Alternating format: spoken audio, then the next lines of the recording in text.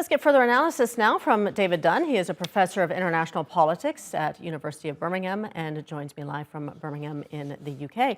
Professor, Republicans and even Democrats had expected Republicans to solidly retake the House and Senate, and yet here we are. Why do you think the Republicans had such a weak outcome?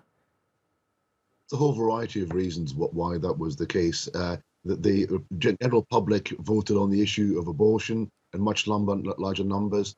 That brought out lots of young voters who supported the Democratic Party. And actually, the slate of extremist and election deniers that the Republicans put forward put off a lot of voters, and those candidates were punished and weren't supported. And therefore, we have this much narrower victory for the Republicans.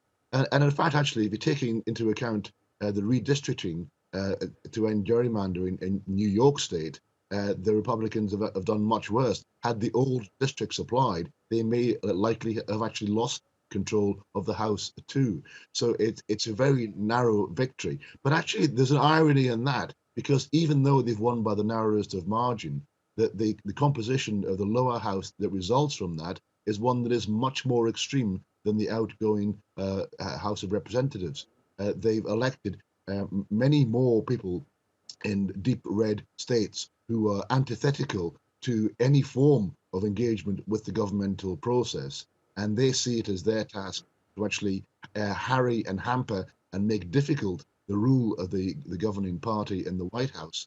And therefore, we can expect over the next 2 years to be a very tumultuous and difficult period of inter-party, internecine warfare in Congress between these, say, deep red Republicans, very much in the line of Donald Trump, rather than coming together and trying to pass legislation that will be beneficial for the whole country.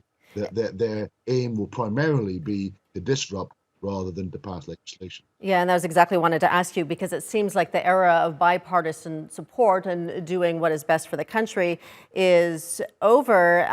President Biden had said he vows to work with Republicans, but I mean, do you see that just this narrow, thin majority in the House just being enough to block him over the next 2 years? Well, that's one of the ironic things, is that whether you have a majority of 6 or a majority of 60, you still control the committees, you still control the agenda, and you still have the power to issue subpoenas, to actually overturn investigations, to potentially even bring forward articles of impeachment, to try and investigate the outgoing speaker, all of these things that are on the Republicans' agenda. And even though that there's a very difficult job for the new Republican speaker to actually manage a majority to pass the budget and to lift the debt ceiling, that there will be majorities most likely to cause disruption and to try and embarrass and disrupt the way in which the House works, the Senate works, and the Congress works in general, and to actually make the job of the administration difficult in its next 2 years.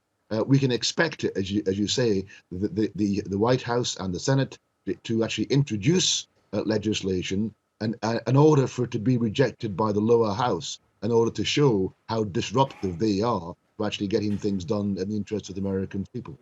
All right, we'll leave it there. Professor David Dunn joining us from Birmingham in the UK. Thank you.